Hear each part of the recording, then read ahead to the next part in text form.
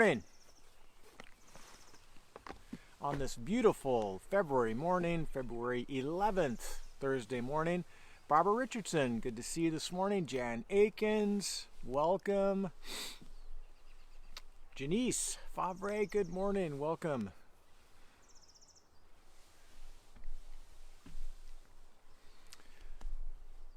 Who else will be here this morning? Thursdays are always the slow morning. I don't know what it is, but I'm grateful for the 4 of you that are currently watching this morning. Maybe it's my title. People, it's like, oh, I don't want to watch that. Hey, Wendy and Jeremy, good to see you this morning.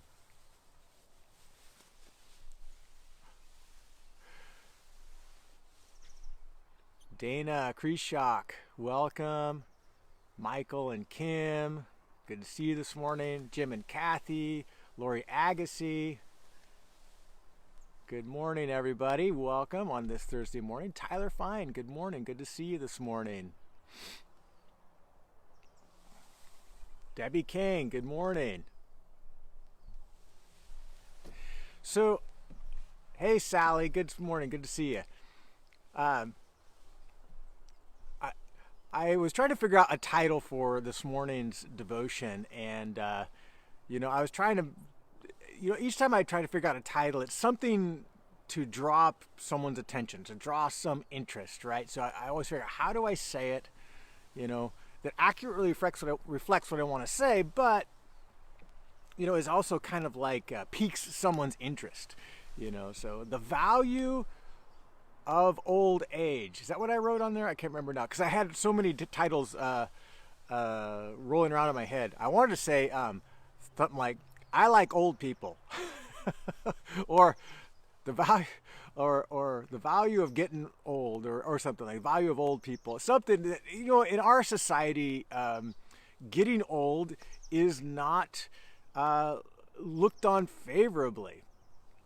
And, we value youthfulness, we want to stay young looking as long as possible. We want to stay physically fit. I mean, you look on any social media and it's the beautiful people, the young looking people, even people that really make a name for themselves in some of these settings are someone who is in their 60s, but they're like ripped and they're still strong. And, they're like a genetic,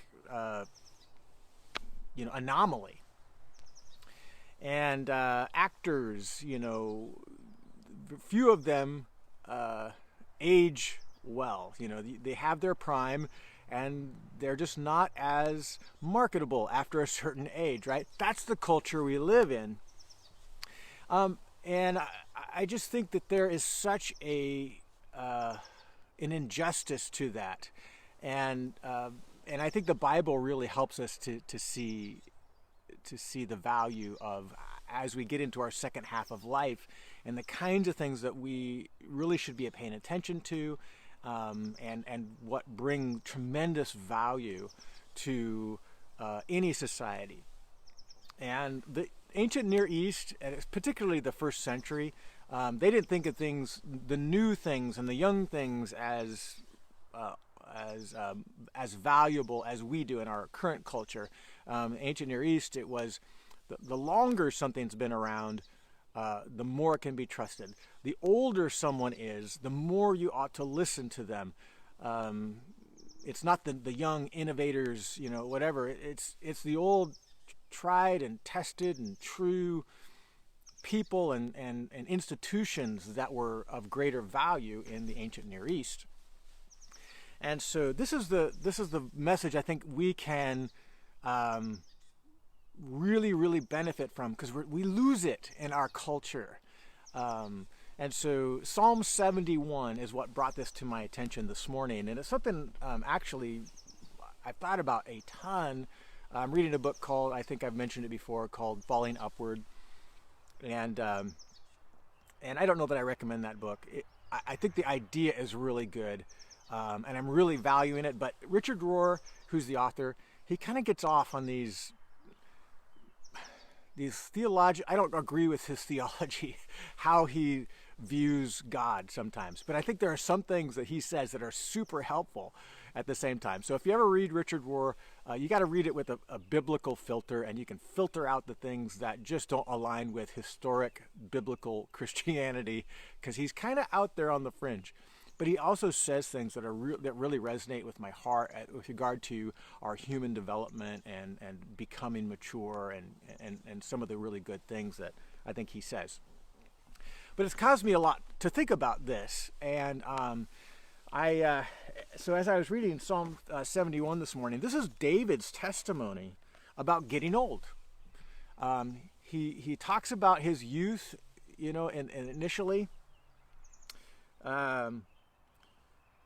He opens with declaring God is his rock, God is his refuge, and he from that launching point he goes back all the way to the womb and said, he's been my refuge in the womb.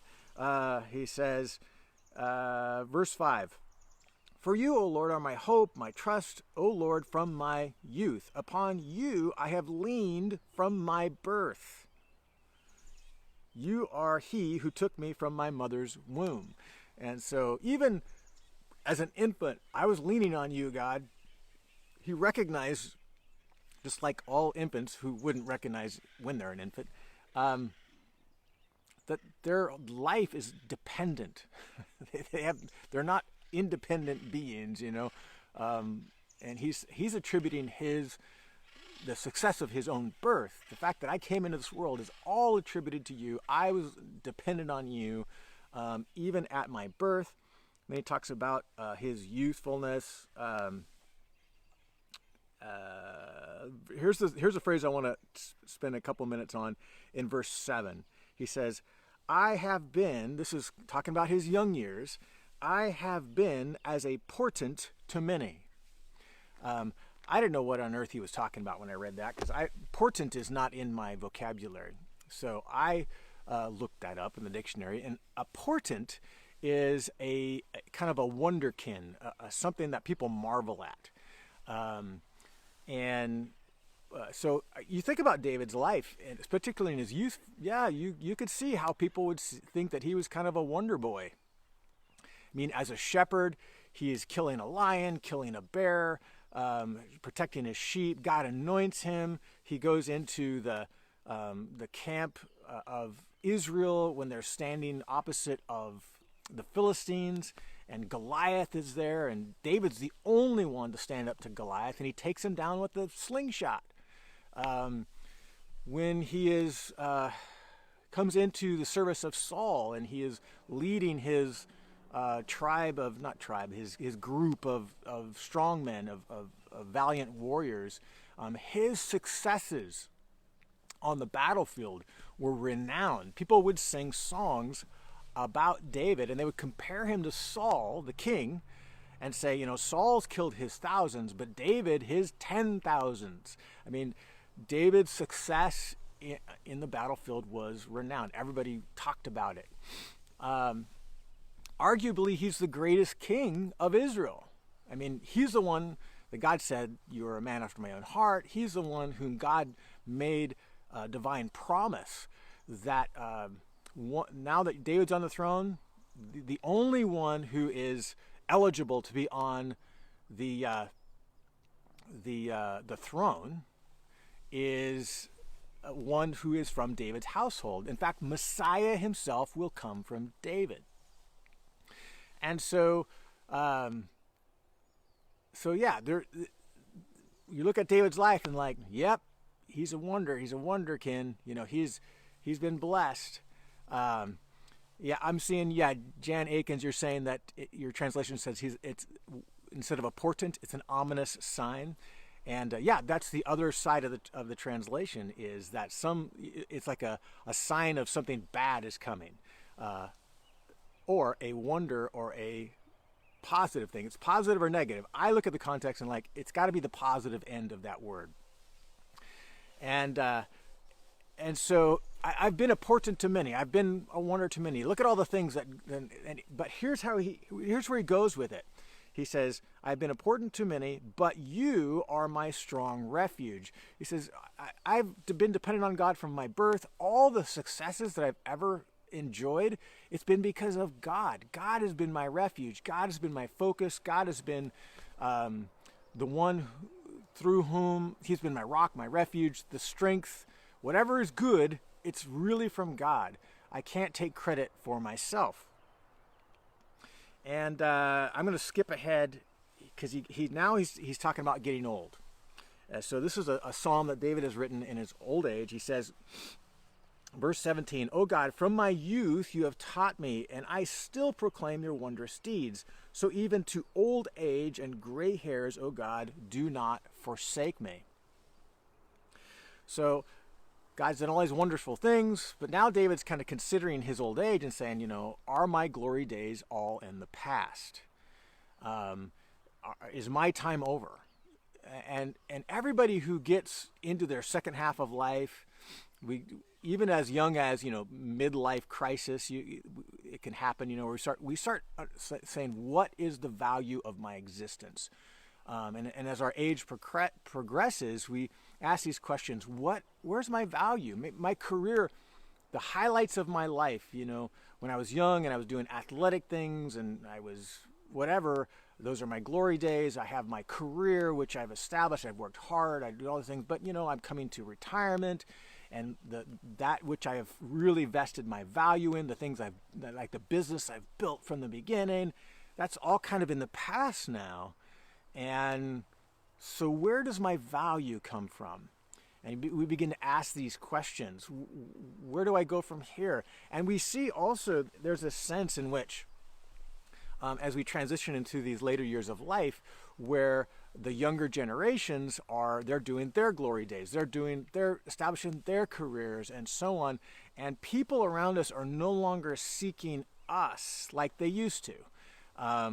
If I was the boss in a business, people are seeking me, asking me questions, asking me permissions, or whatever. I was kind of a mover and a shaker. I was whatever it was that we did when we were in our younger years, and people would come to us because, there was this real sense of value. Now in our later years, it's very common for that as we transition to that part of life. It's like, where does my value come from? I don't feel like I'm needed.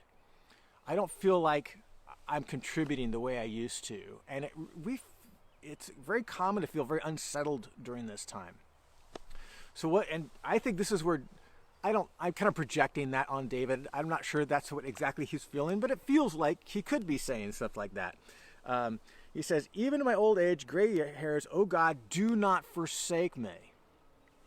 So what he's going to make an argument here for the value of his life now that he's old and gray. He says, do not forsake me until I proclaim your might to another generation.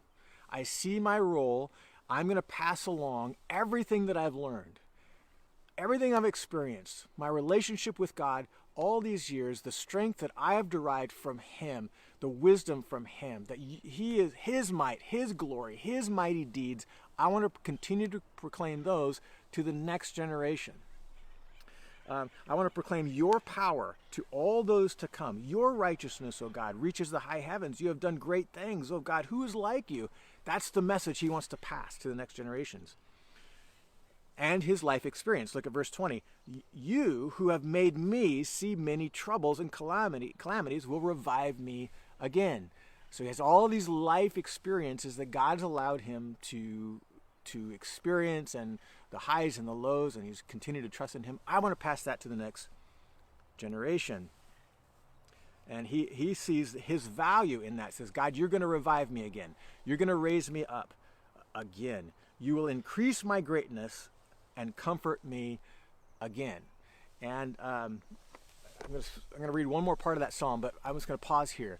So here's I think the real, when I look at people who are older than me, who are in their 60s, 70s, 80s, and evaluate over the years of my life, when I see people in this category, I see the people who are thriving are the ones who are investing very intentionally in the next generation. They've switched gears in their mind from where does my value come from? How do I get people to see me as valuable? They've switched from that thinking to how do I invest in other people, and particularly younger generations. How do I invest in them? How do I show a support to them, be an encouragement to them, to serve them? And there's lots of examples of that with people at Grace that I could see. There are people that are not being asked to do things to serve other people, but they are. They're doing those things. There's no program in place at Grace to meet that person's need. Whereas there's people who are just spontaneously saying, I have a desire to help, so I'm going to look for ways I can invest in other people. And these who are retired or older age have maybe a little more discretionary time than someone who's in their career or raising children. They're taking that time and they're investing in other people. It is those people at an older age spectrum who are, I observe, thriving, and in turn, have a profound sense of value in that service, in that giving to the next generation. And they're not asking the question, where does my value come from? They're just investing in other people, and through that they feel personally fulfilled. Through that they feel valued, and I think that's so vital. And we just have to be. There's one person in particular that I'm thinking of who is homebound.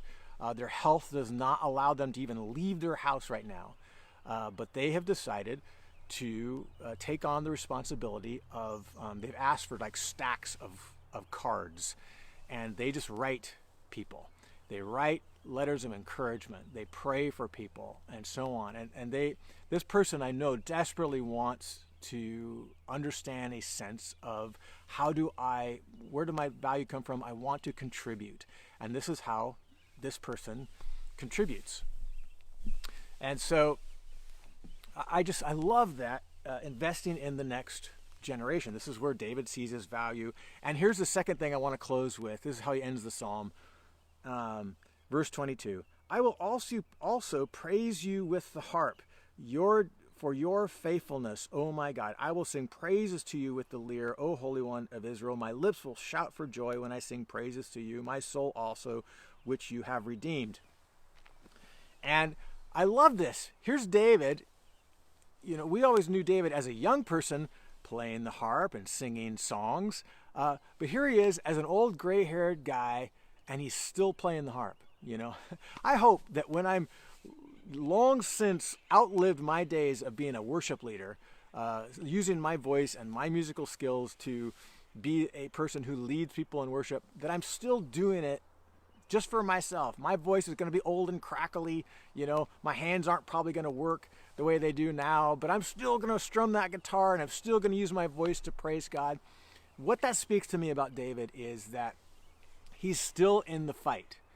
His youth and his strength may be behind him, but he's still praising God. Why? Because he's not doing it for others' enjoyment necessarily. He's just doing it because he has this vital personal relationship with God, and that is at the source of his ability to give to the next generation. That's the kind of thing he's passing on. I still love God. I love God with all my heart, soul, mind, and strength. He's good to me as he was when he helped me come out of my mother's womb, right? With all the glories of my youth and taking down giants and winning battles. God is still the God of my heart. I love him. I'm dedicating my life to him. And so those are the two, if you didn't catch it, I didn't articulate it maybe well enough, but those are the two ways I think there's value as we get into that second half of life. One, we turn our attention to others and we serve others, particularly the next generation. And two, we have to continue to enjoy a deep, satisfying relationship with our Creator. Those are the two ways that we will enjoy the golden years of the future. There's going to be a lot of aches and pains. We're not going to be able to do the things we used to do. So we have to shift our attention to the things that will help us understand our value, our relationship with our God, cultivating a deep, profound relationship with our Lord, and giving, serving other people. I guarantee, from what I see and what I think David is saying, is that is our real sense of fulfilling value in this world. We have a lot to give, and don't waste your end years just thinking about how you can get. Spend your end years how you can give, and enjoy your relationship with the Lord. And I think that you're gonna find a great deal of value in that. So, God bless you today. I hope that I'm praying for you this weekend. We'll see you on Sunday, if not right here on Monday morning. God bless you.